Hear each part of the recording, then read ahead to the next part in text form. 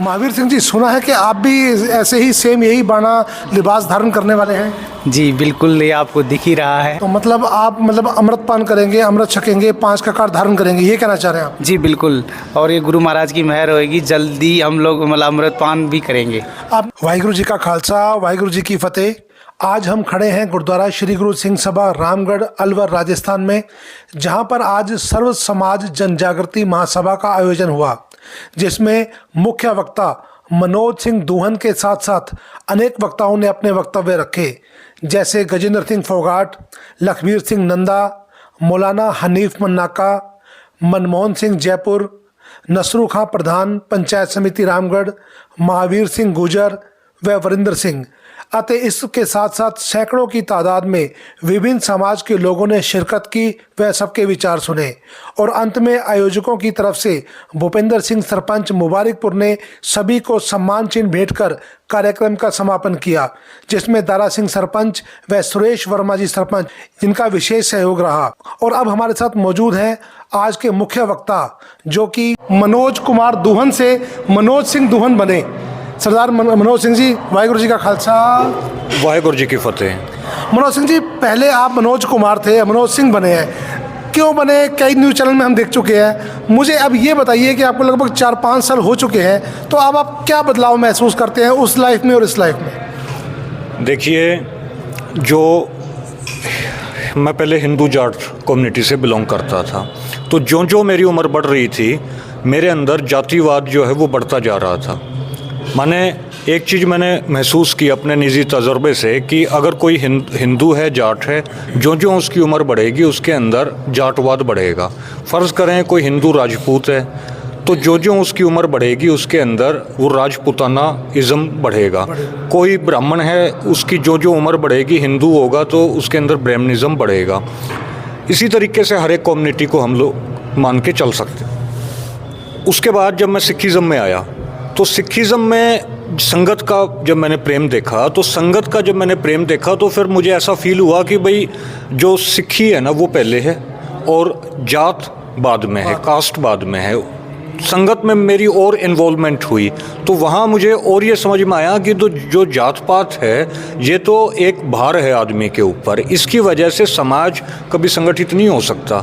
हम लोग ऊंच नीच में पड़े रहेंगे समाज में, और ना कभी समाज में एकता बनेगी, ना समाज में एकता नहीं बनेगी तो जो समाज को नुकसान पहुँचाने वाली ताकतें हैं वो हमेशा समाज के ऊपर हावी रहेंगी और समाज का एक्सप्लॉयटेशन करती रहेंगी।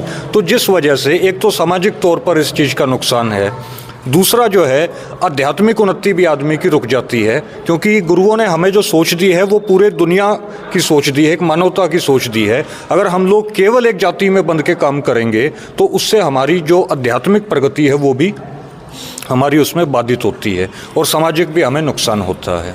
बहुत बहुत धन्यवाद आपका। महावीर सिंह जी, सुना है कि आप भी ऐसे ही सेम यही बाना लिबास धारण करने वाले हैं। जी बिल्कुल, ये आपको दिख ही रहा है। और ये सब कुछ मैंने जब किसान आंदोलन के दौरान शिफ्ट जो सिक्की का सॉफ्ट कॉर्नर है उसको देखा, सेवा, त्याग और बलिदान, कुर्बानी, और जो हमारी मीरी पीढ़ी की जो विचारधारा है उसको समझा। और उसके बाद में मनोज भाई और जैसे लोगों से मिले तो इससे ये समझ में आया कि हमारा मूल धर्म जो है वो सिक्की ही है। जैसे आप लोग पग रखते हो वैसे मेरे पिताजी और उससे पहले वाले जितनी भी हमारी पीढ़ी है वो सब पग रखते थी। हमारे यहाँ आने के बाद में हमारी वाली पीढ़ी में पग को इन लोगों ने साजिश के तहत हटा दिया। तो आप अमृत पान करेंगे, अमृत छकेंगे, 5 ककार धारण करेंगे, ये कहना चाह रहे हैं आप? जी बिल्कुल, और ये गुरु महाराज की मेहर होएगी, जल्दी हम लोग अमृत पान भी करेंगे। आपने जो सिखिज्म का सॉफ्ट कॉर्नर देखा, आपने बात की, आप उस सॉफ्ट कॉर्नर का फ़ायदा उठाने के लिए आ रहे हैं या एक सॉफ्ट कॉर्नर बनने आ रहे हैं या एक सेवा करने आ रहे हैं? देखिए, सिख बनने का मतलब है कि एक सेक्रीफाइस, मानते हैं? तो अगर आप खालसा पंथ में आते हैं तो आपको हमेशा जुल्म के खिलाफ लड़ने के लिए तैयार रहना पड़ेगा। तो ऐसी चीज़ें लेंगे या कोई फ़ायदे मिल रहे हैं आपको, उसके लिए आ रहे हैं? जी बिल्कुल, मेरे जो स्वभाव है वो जुल्म और अन्याय के खिलाफ बोलना और लिखना पढ़ना यही था। और उसको मैंने देखा कि वो एक संगत के रूप में अगर इकट्ठे ऐसे मिल रहा है, इकट्ठा मुझे एक ताकत मिल रही है जहाँ पर जुल्म और अन्याय के खिलाफ इकट्ठे होकर लोग लड़ रहे हैं, तो मैं वहाँ बेशक ही वहीं जाऊँगा। मनोज जी, आप भी जगह जगह आप कई प्रचार दौरे कर रहे हैं, कि किसान आंदोलन को लेकर या और भी तरीके से। 25 दिसंबर को भी आपका जयपुर में एक फंक्शन है, तो उसके बारे में बताइए, वो आप क्या कर रहे हैं, क्यों घूम रहे हैं जगह जगह? देखिए, जो आदमी कि ये ऐसा गुड़ है कि जिसको आदमी चख ले तो फिर उसकी यही भावना बनती है कि भाई जो है इसको औरों को भी बताएं कि भाई आप भी इस गुड़ को चखें। तो जो आदमी जिस चीज़ को चख लेता है ना, कोई अच्छी, फ़र्ज़ करें आदमी कोई अच्छी फ़िल्म भी देखता है, उसके बारे में भी आदमी यही कहता है भाई आप भी इस फिल्म को देखें। लेकिन यहाँ तो आदमी के पूरे जीवन का फ़लसफ़ा और पूरे दर्शन को बदलने की बात है। तो उस वजह से ये मैं नहीं कर रहा, ये गुरु महाराज जी ही सेवा मुझसे ले रहे हैं और वो मुझसे सेवा लेते रहें, यही उनसे मेरी अरदास है।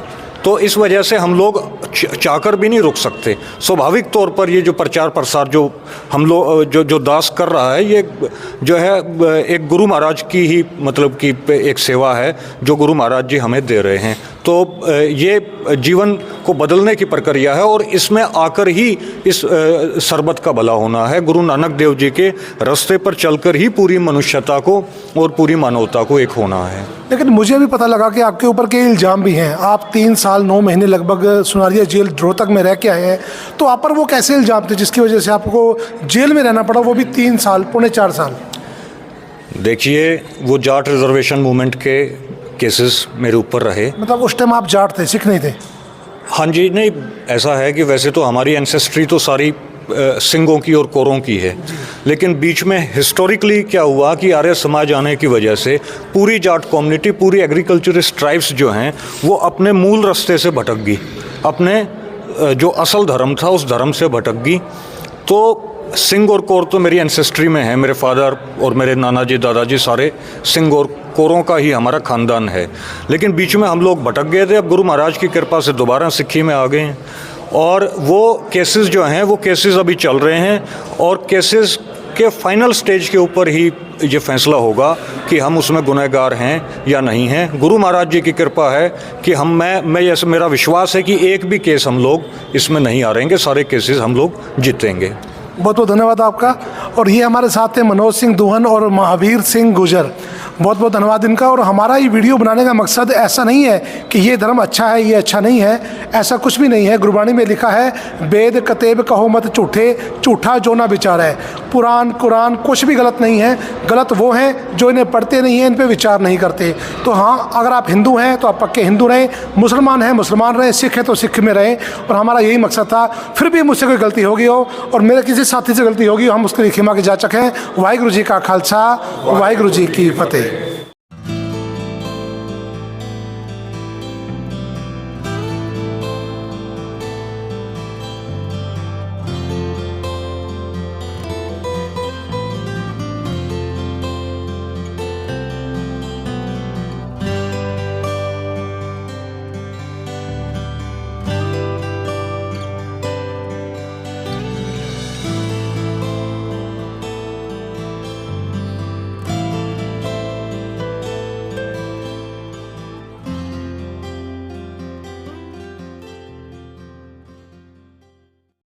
क्या है खालिस्तान?